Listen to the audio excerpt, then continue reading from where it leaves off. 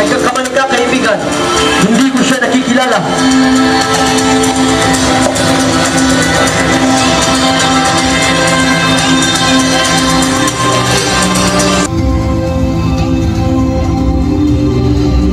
Sandali, nakikilala kita. Sa mga kasamahan niya. Sa pananalita mo ay isa kang Galileo at kasamahan ka ni Jesus. Bilang tumahimik ka. Napadaan lamang ako rito upang magpainit at wala akong relasyon sa taong iyon.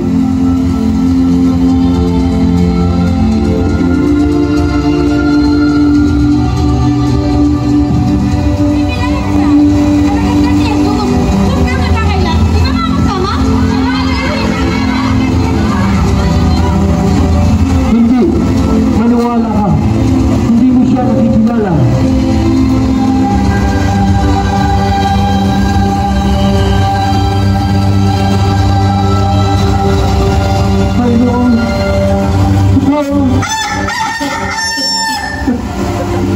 Matapos ang pag-uusig kay Jesus, ang mapagpasyahang nararapat na siya ay bigyan ng pinakamatinding kaparusahan dahilan sa sala ng pangungusok sa Diyos. Napagkaisahan na ganin siya kay Pilato upang hatulan sa pagkanya sa kapangyarihan ng imperyo ang paggawad ng hatol sa kamatayan. Samantala, nang makita ni Judas ang nangyari kay Jesus, ay labis siyang binagabag ng kanyang konsensya. Kung kaya't pumaroon siya kina Anas upang isauli ang 30 piraso ng pila kapalit ng kalayaan ni Jesus.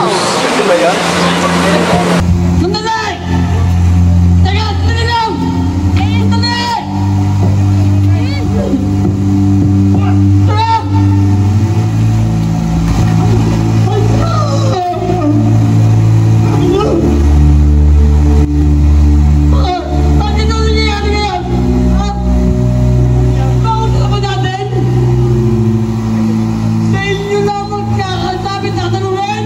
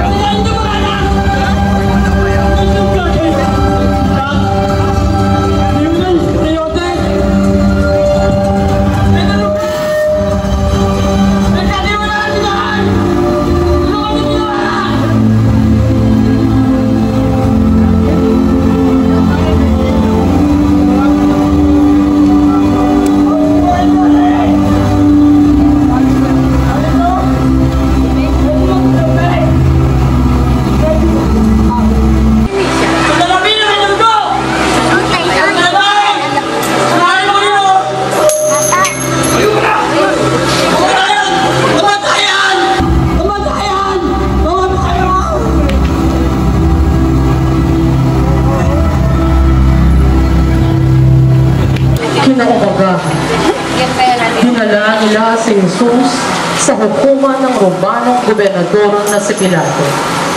Hindi pumasok sa loob ng gusali ang mga pinunong Hudyo sapagkat bawal sa kanilang kaugalian ang pumasok sa bahay ng mga Hintilo dahil ito'y makapagpaparumi sa kanila. Kung kaya, sinalubong sila ni Pilato sa labas.